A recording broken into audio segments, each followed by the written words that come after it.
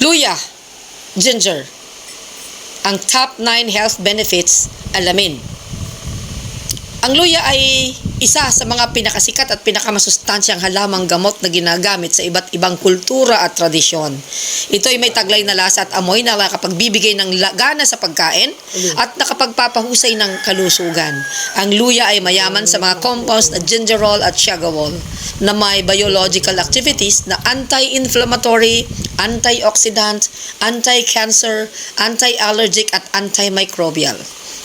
Narito ang ilan sa mga benepisyo sa kalusugan ng luya na dapat mong malaman.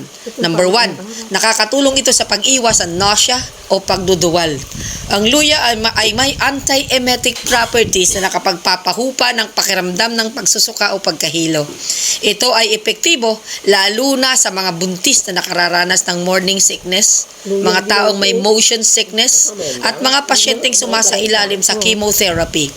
Ang 1 hanggang 1.5 grams ng luya ay sapat na upang makaramdam ng ginhawa mula sa nausea. Tapos na yun.